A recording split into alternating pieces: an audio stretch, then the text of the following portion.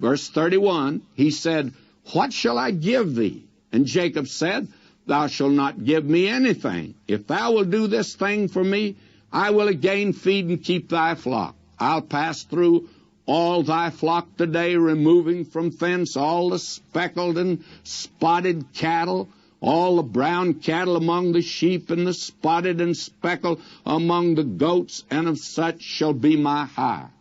In other words, the pure breed will be Laban's, but that which is just a half-breed, or not breeds at all, that are not blue-ribbon cattle, I'll take those if you'll give them to me. And that's all that you'll need to do. These are the off-breeds.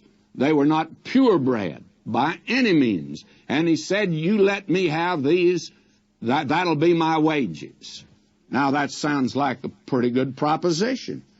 Verse 33 now, and let me read. "So shall my righteousness answer for me in time to come, when it shall come for my hire before thy face, every one that's not speckled and spotted among the goats and brown among the sheep, that shall be counted stolen with me." And Laban said, "Behold, I would it might be according to thy word." And he removed that day the he-goats that were ring-straked and spotted, and all the goats that were speckled and spotted, and every one that had some white in it, and all the brown among the sheep, and gave them into the hand of his sons. In other words, they would not be able to breed with the others. Jacob would take that which is the off-breed, and only the full breed would bear, and that would belong to Uncle Laban, but the others would be his. He's making here a very interesting deal, and the way that it worked out is quite interesting. And I want to read this because this has been criticized. Verse 36, "He set 3 days' journey betwixt himself and Jacob, and Jacob fed the rest of Laban's flocks. And Jacob took him rods of green poplar and of the hazel and chestnut tree, and peeled white strakes in them, and made the white appear which was in the rods. And he set the rods which he had piled before the flocks in the gutters and the watering troughs, when the flocks came to drink, that they should conceive when they came to drink." Well, there have been several explanations of this. There are those that say this is nothing in the world but just pure superstition. And others say it's just old wives' tales, and this is certainly something that ought not to be in the Bible record. I think probably it should be in the record. In fact, it's my judgment it should be in the record. It's very important that it be in the Word of God. And the fact of the matter is, this is not superstition. There are several explanations. Now, I'm of the opinion that there are those that today have been able to ascertain that this does have an effect upon those that are bringing into the world animals, and certainly what a woman sees in time of pregnancy and her experience during that time has a tremendous effect upon the child. And today the psychiatrists and psychologists makes a great deal of it. Well, it affects the animal world also.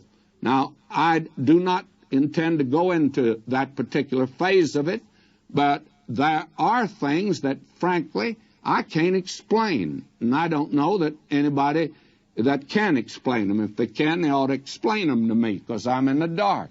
I remember in our community where I lived as a boy in southern Oklahoma, there was one of these men that would take a forked stick and tell you where there was water.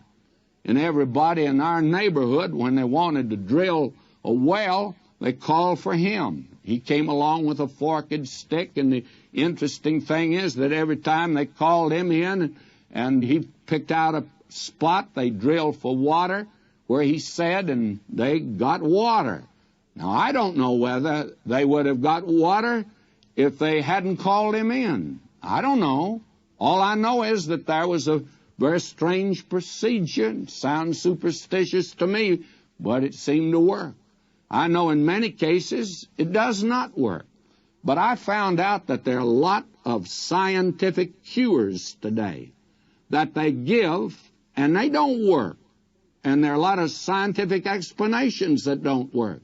So that just goes to say it doesn't work, and in some cases it does work, and that doesn't prove anything.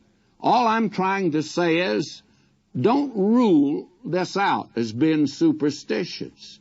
Now, if you want to know the thing that I actually think, both Laban and Jacob believe this is what caused them to be ring-straked. And that's the thing that's important for this story. Maybe you are smart enough not to believe it, but these two boys believed it. And what you must remember, all those cattle were together, and some cattle would produce ring-straked and speckled, and some of the offspring would be white. Now, if they're speckled, some speckle and some not, even that one that's not may bring into the world one that is not. I know that it may use a very homely illustration. I remember we had a cat one time when I was a boy, and that cat was the prettiest, whitest cat that I've ever seen. Now, she had a bunch of kittens, and there were a lot of them just speckled, you know, just like the cattle, and several were perfectly white. And lo and behold, in that litter, there was one that was as black as ink. Now, you tell me how he got in there when his mama was a white cat, just a snow-white cat, and here she has a black kitten, and yet others speckled and others white.